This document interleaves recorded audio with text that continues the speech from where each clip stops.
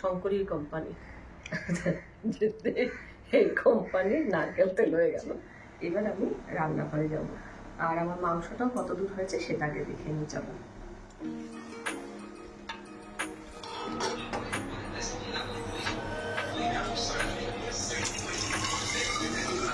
এই মিষ্টিটা ভালো লাগে তোর? হ্যাঁ, কোনটা আর কোনটা খাবি? রসগোল্লা দেবো না এগুলো দেবো? এই যে এইটাও ভালোবাসিস।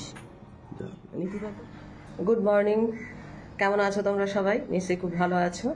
আজকে মানে সকাল থেকেই ব্লগটা শুরু করেছি, অনেকটা কাজ সারা হয়ে গেছে। এখন তো ঘড়ির কাঁটায় দেখতেই পাচ্ছ এখন 10টা 25 বাজে, কিন্তু আমার কোটা বাটা ধোয়া সব কিছু হয়ে গেছে, খালি উচ্ছেটা কোটা বাকি আছে। আর বাকি মোটামুটি সব কুটে টুটে তারপর স্নান টান করেছি, আমাদের ব্রেকফাস্ট সবার হয়ে গেছে।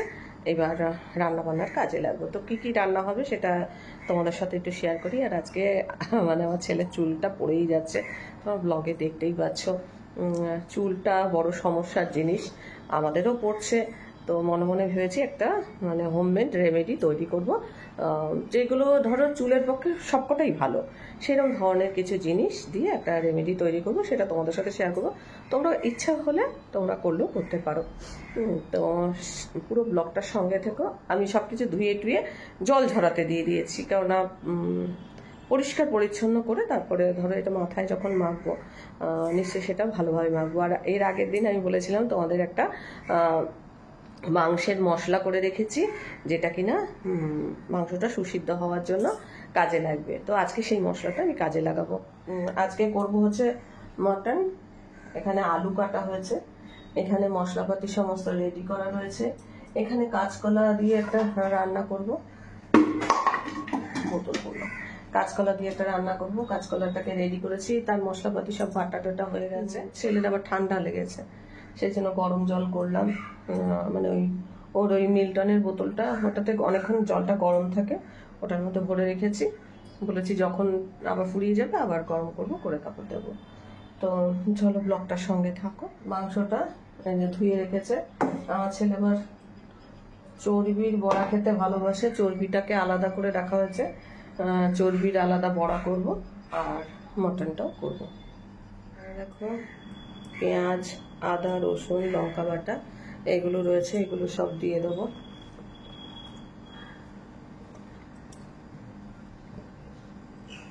আমার ছেলে খুব বেশি মশলাপাতি দিয়ে মাংস পছন্দ করে না, তো সেই জন্য এরকমভাবেই মাখিয়ে নেব। দুটো তেজপাতা এটাও ছিঁড়ে দিয়ে দিচ্ছি। নুন,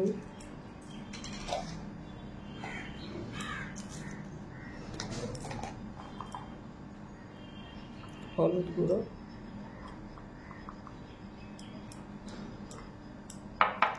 কাঁচা সর্ষের তেল,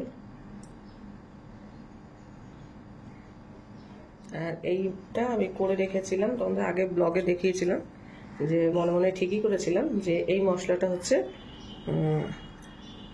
মাংস সুসিদ্ধ হওয়ার জন্য মশলা। এই মশলাটা আমি কি করে করেছি তার লিঙ্কটা আমি ডেসক্রিপশন বক্সে দিয়ে দেবো, চাইলে দেখে নিতে পারো।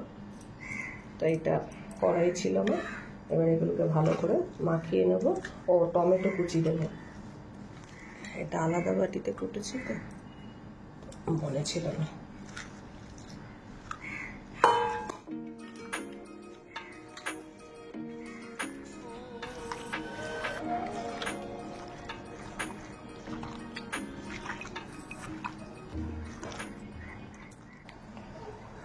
কাঁচা কলা কেটে হলুদ জলে ভিজিয়ে রেখেছি, যাতে কাঁচা কলাটার কষটা বেরিয়ে যায়।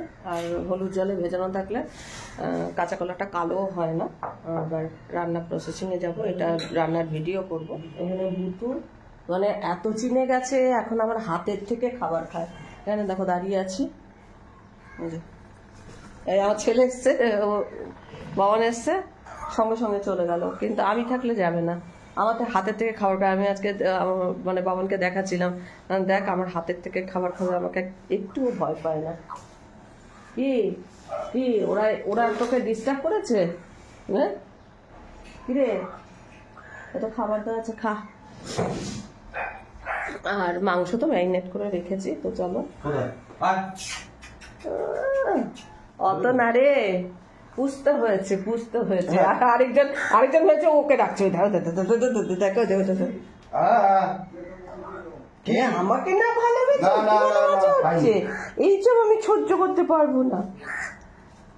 ওখান থেকে বসে বসে ডাকবে, এইখানটা থেকে ডাকবে, ডেকে মানে আমাকে বলবে খাবার দিতে।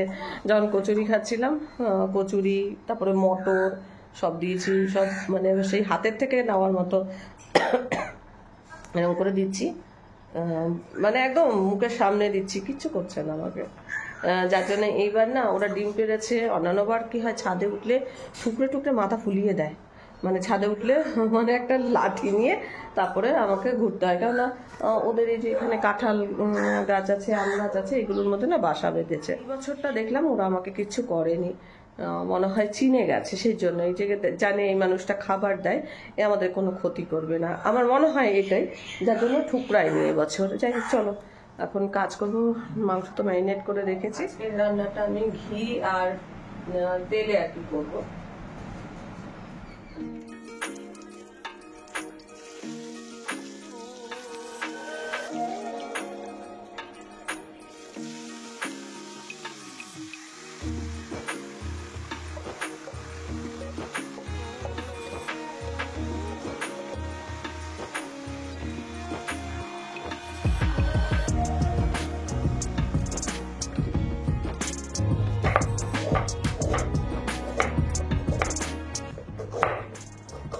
এখন আমি বলছিলাম যে ভেষজের তেলটা করব আজকে, সেইটা এখন বানাচ্ছি। আমলকি তো কেটে নিচ্ছি, আমলকি লাগবেই, আমলকি কিন্তু চুলের জন্য খুব ভালো। শুধু খেতে পারলে, মানে আমলকি যদি কেউ মানে এমনি খায় না, তাতেও কিন্তু স্কিন বলো চুল বলো এমনি ভালো হয়। তারপরে আমাদের চুলের জন্য তো ভালো, দেখবে অনেক হেয়ার অয়েলের মধ্যে থাকে আমলা হেয়ার অয়েল লেখা থাকে, তো আমরা একদম ফ্রেশ আমলা দিয়ে ঘরে আর কি তেল বানাবো। এইগুলোকে এখন চপ করে নেব। এখানে দুটো আমলকি নিয়েছি, আমলকি তো হয়ে গেল, আমলা চুলের জন্য খুবই ভালো। সঙ্গে আমরা জানি যে পেঁয়াজ কিন্তু চুল পড়া বন্ধ করে, তো আমি এখানে দুটো পেঁয়াজ নিয়েছি। দেখবে এখন অনেক শ্যাম্পুতে অনিয়ন শ্যাম্পু, অনিয়ন অয়েল এরকম বেরিয়েছে, তো আমরা সেই জন্য নেব হচ্ছে পেঁয়াজ।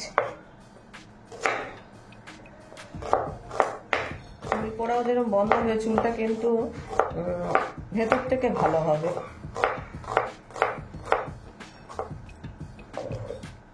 তাহলে দুটো আমলকি দুটো পেঁয়াজ এখানে চপ করা হয়ে গেল। তো দেখো এই কড়াইয়ের মধ্যে আমি এগুলো দিয়ে নিচ্ছি।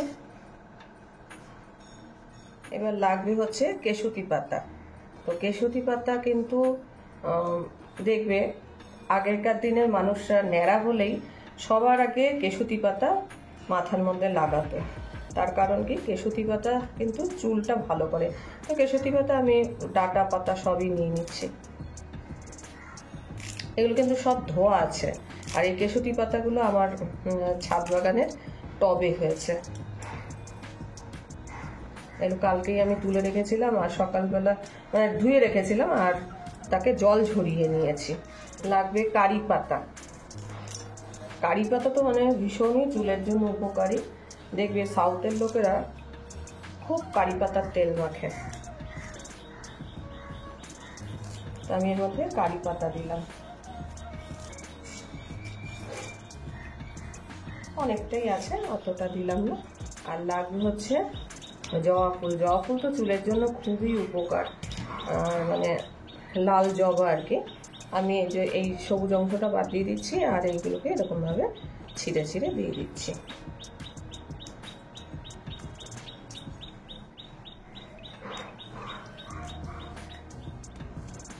দেখো জবা ফুলগুলো ছিঁড়ে নিয়েছি। এবার লাগবে হচ্ছে আমার অ্যালোভেরা। অ্যালোভেরা যে কাটলে দেখবে একটা হলুদ মতো কষ বেরোয়, সেই কষটা বের করার জন্য আমি এটা সারা রাত জলে ভিজিয়ে রেখেছিলাম। এবার এটা থেকে ভেতর থেকে জেলটা বের করে নেবো। অ্যালোভেরা কী করে চুলটাকে খুব সিল্কি করে, চুলটা মানে ভালো হয়। তো আমি কি করব, এই যে এরকমভাবে অ্যালোভেরাটাকে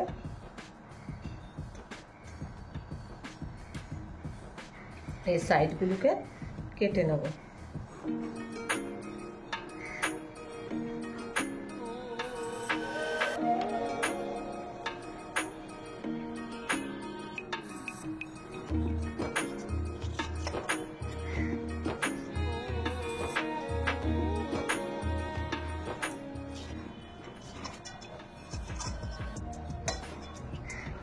আমি একবারে কড়াইয়ে নিলাম কেন, এটা একটু ফোটাতে হবে, কেননা এটা তো আমার সংরক্ষণ করতে হবে। এতটা জিনিস আমি তো ফেলে দিয়ে নষ্ট করব না। এমনি অ্যালোভেরা স্কিনের জন্য কিন্তু খুব ভালো। এবার নিয়েছি কিছু পরিমাণে ঘাস, দূর্বাও কিন্তু চুলের পক্ষে খুব উপকারী। দূর্বাগুলোকে আমি এরকমভাবে কেটে কেটে দিচ্ছি।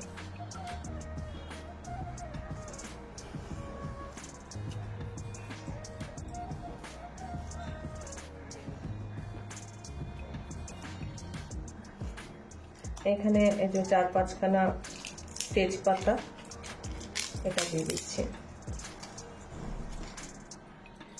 মেথি কতটা উপকারী আর কি বলবো, মেথি দিচ্ছি 1 চামচ। মেথিও কিন্তু চুলটাকে সিল্কি করে, এছাড়া ধরো খুশকি টুসকি যদি মাথায় থাকে সেইটাও কিন্তু দূর হয়।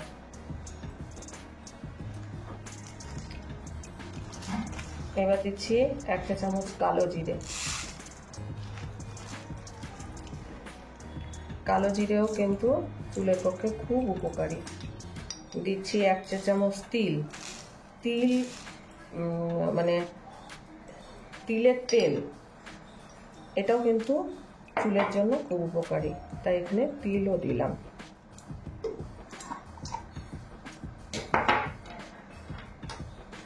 আর দেব হর্তকিগুলোকে আমি একটুখানি গুঁড়ো করে নেবো, শিলনোড়ায় থেতো করে নেবো, নিয়ে এর মধ্যে দিয়ে দেবো। এই হর্তকিটা একটুখানি আধা গুঁড়ো করে নিয়েছি, এর মধ্যে দিয়ে দিচ্ছি। একদম শেষে যেটা দেবো সেটা হচ্ছে নিম পাতা। ধরো স্কাল্পে যদি কোনো অ্যালার্জি থেকে থাকে তাহলে নিম পাতা দিলে সেই অ্যালার্জিটা দূর হবে। তো আমি এখন নিম পাতা দিলাম।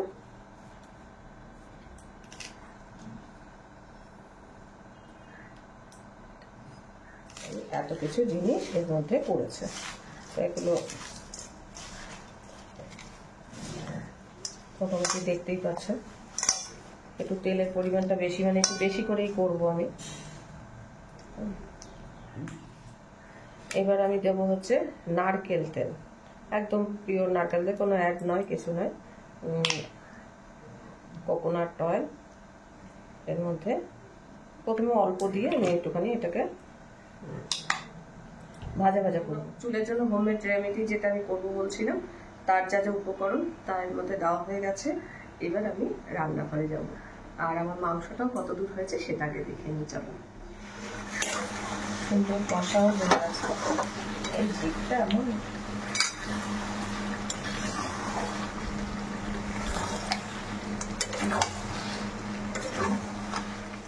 এখন আমি এই ভেষজ তেলটা তৈরি করে নেব, আর অন্য গ্যাসে আমি মাংসটা চাপিয়ে দিয়েছি।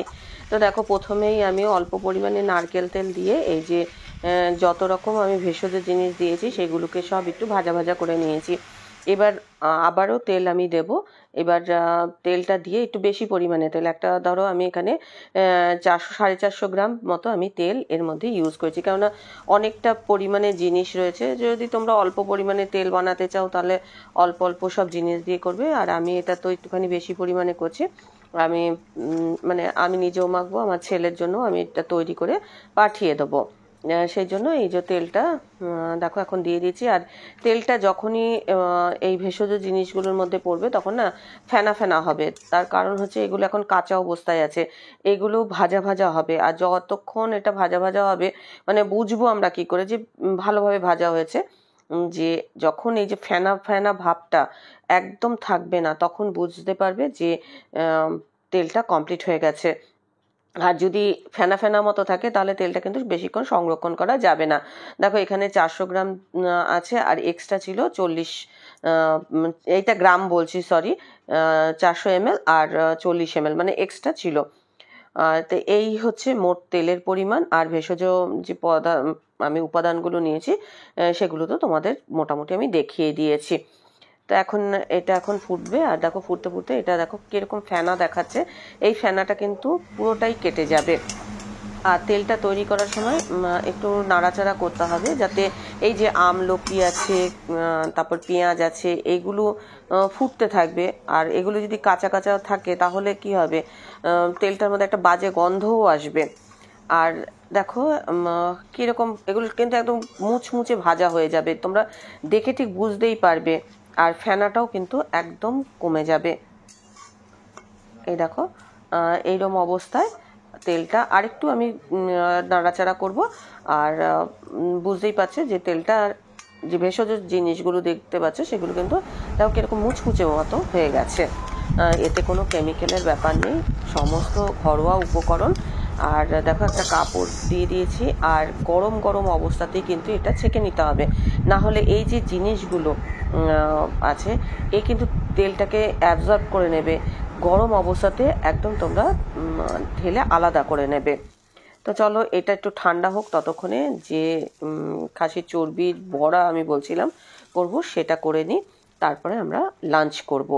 আর আজকে লাঞ্চে কি কি মেনু আছে তা তোমাদের সাথে শেয়ার করব। অবস্থা এরকম কেন? জামা কাপড় আঠায় ভর্তি হয়ে যাবে, হ্যাঁ গায়ে পড়বে না, পড়ছে না, দেখে রাখিস। এই এত বড় কাঁঠাল কে খাবে বলতো? ফুটবল খেলে জিতে পেরেছি, যেটা টিমকে সবাই করে কাঁঠাল দিয়েছে। কাঁঠাল দিয়েছে আমাদের বাড়িতে এত কাঁঠাল, পুরো গাছ হচ্ছে ভেঙে পড়ে যাচ্ছে, সবাই একটা করে কাঁঠাল নিয়ে যায়।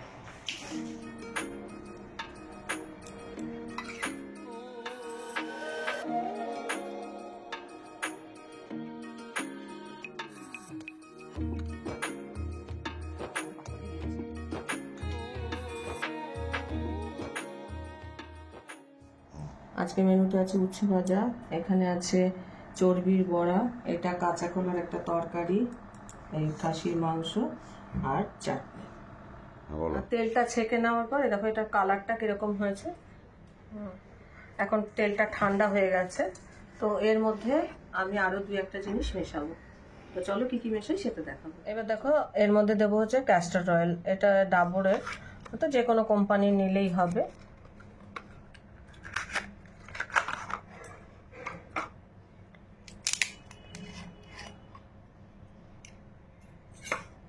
তো এর মধ্যে আমি এই যে 1 চামচ 2 চামচ ক্যাস্টার অয়েল নিলাম। আর নেব ভিটামিন ই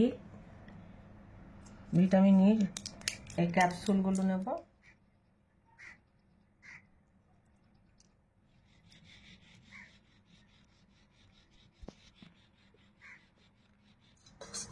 ভালো করে এবার মিশিয়ে নিলাম।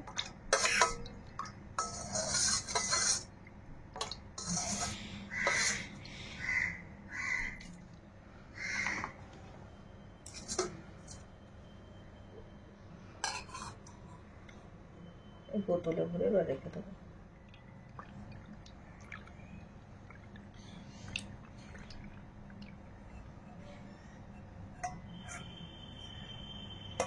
আমি তো জিনিসগুলো দিয়েছি তার মধ্যে তো কিছুটা তেল আছেই, ওটা তো থেকেই যায়, আর কিছুটা ধরো ভাজতে ভাজতে একটু উবেও যায়।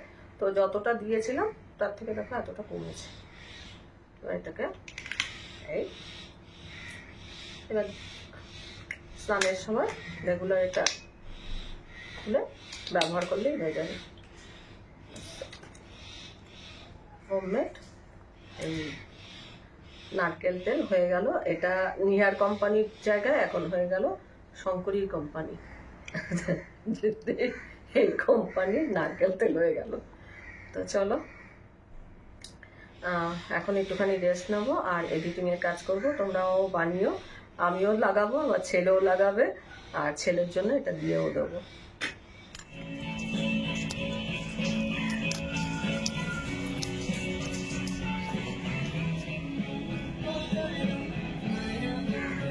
গাছের পুরো শিকড়ে ভর্তি, রিপোর্ট না করলে হয় এগুলো?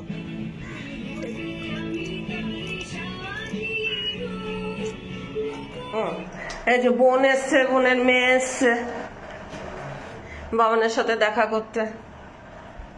কি কাজে সত্যি আরেকজন লাইট জেলে আমাদের কাজ কম হচ্ছে। ঠান্ডা ঠান্ডা যাচ্ছে। হ্যাঁ হ্যাঁ, ছাদটা ঠান্ডা ঠান্ডা আছে। এই যে পুকি হাই কর। হ্যাঁ, এলোই দেরিতে, আমাকে বলছে মাসি লুচি খাবো তোমার কাছে। তো না যে ঠিক আছে, লুচি এখন ময়দা মাখাই। আর সকালে তো মাংস করেছিলাম, তারপরে কাঁচা কলার তরকারি করেছিলাম। ওই সব মিলিয়ে টিলিয়ে আর যদি দরকার পড়ে একটু বেগুন ভেজে নেবো। তো এখন এই ময়দা মাখাবো আর লুচি করবো। আবদার করেছি মাসি, এমনি বলেছিলাম যে আজকে খাওয়ার জন্য দুপুরবেলা, তো বললো যে না সময় হবে না। তো সন্ধ্যাবেলা এসছে দেখা করতে, এসে বলছে লুচি খাবো। আচ্ছা ঠিক আছে, মাংস হয়েছে বলিনি, মানে সকালে মাংসের জন্যই বলেছিলাম যে আসিস, এসে খাওয়া দাওয়া করিস। তো সময় হয়নি, বিকেলে দেখা করতে এসছে। আর বিকেলে যেই দেখা করতে এসছে তখন বলছে লুচি খাবে। আর ভাত তো রয়েছে কিছুটা, আমার ছেলে বলছে ভাত খাবে। বিকেলবেলায় 100 জ্বর ছিল, তারপরে আবার ওই গাছে মাটি চালা এই চালা মানে এসব করে যাচ্ছে। যাই হোক, এখন লুচি করি। এইবার মেয়ের বিয়ে হয়ে যাবে, একদম পাক্কা পাক্কা বিয়ে হয়ে যাবে। এই দেখো সুন্দর লুচি বেলছে, আমি মাখিয়ে দিয়েছি, ওর মা লেচি করে দিচ্ছে আর ও বেলে দিচ্ছে। হ্যাঁ, আর আমার বোন যে মিষ্টি এনেছে, আমার ছেলের একটা খাওয়া হয়ে গেছে। এই তো শিখে গেছে। এই দেখো সুন্দর হচ্ছে, এই দেখো সুন্দর হচ্ছে, অসুবিধা নেই, বিয়ে হয়ে যাবে। হবে না? একদম বিয়ে হয়ে যাবে। দারুণ হয়েছে। মাসি করেছে না বাবাগুলো কেটে সেলাই করে আবার এগুলো লাগিয়ে করেছে।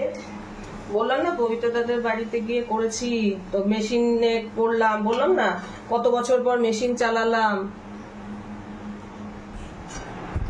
কাজ করে তো ভালো হচ্ছে। তো কি করে করলি না বলবে না, তোমার মেয়ে শিখে গিয়ে খাইয়ে দাও কাউকে। আবার সে যেই গেছে কতদিন তাকে নেবে। বেগুন তো বলেই দিচ্ছি, ওই জন্য বেগুন খাওয়াচ্ছে, কোনো গুণ নেই বেগুন। মনে হয় এটা ভালোবাসিস। না প্রথম বার অন্তত মধ্যমাখা দিলে পেটে দিতে মুখে লাগ ফাটাফাটি। দুটো আবদার একসঙ্গে মিটিয়ে দিলাম। আগের বছর খাসির মাংস খেতে চেয়েছে, এবার এসে বলছে মাসি লুচি আর আলুর দম করো। আমরা মনে মনে ভাবছি আলুর দম খাও না, সকালেই বলেছিলাম আসিস আর কি খাওয়া দাওয়া করেছি। ভালোই হলো মাসির বাড়ি খাওয়াটা, হুট করে এসে জোর করে ভালোই খাওয়ায় খেয়ে না জোর না, আমি তো কালকেই বলেছি টুকিকে বলবি আজকে খাওয়ার জন্য, ও বলছে আজ দুপুরবেলা আসতে পারবে না, সেই জন্য রাখতে পারবে না। তুই হেঁটে যা, ওই বাবা নাম্বার গিয়ে দিয়ে আসছে। তো চলো আজকে এইবার আমি আর আমার কর্তা দুজনে খাবো, সকলের খাওয়া দাওয়া হয়ে গেছে। আর ব্লগটাও আজকে এখানেই শেষ করছি। ব্লগটা আজকে অনেক বড় হয়ে গেছে, কারণ ছেলে এসছে, নানান রকম কাজ। ভেবেছিলাম বিকেলের পর ব্লগটা শেষ করে দেবো, কিন্তু ওরা এসছে দেখে আবার মনে মনে ভাবলাম যে না ব্লগটা আবার কন্টিনিউ করি। যাই হোক, ব্লগটা দেখে ভালো লাগলে অবশ্যই একটা লাইক দিও। এই ব্লগের কোন জায়গাটা তোমাদের সব থেকে ভালো লেগেছে কমেন্ট করে জানিও, আর প্রচুর প্রচুর শেয়ার করো। আর কি বলবো, ভালো লাগলে সাবস্ক্রাইব করে নিও। আজকের পর্বটা আমি এখানেই শেষ করছি। দেখা হবে নতুন একটা পর্ব নিয়ে, নতুন কিছু নিয়ে। ততক্ষণের জন্য টাটা।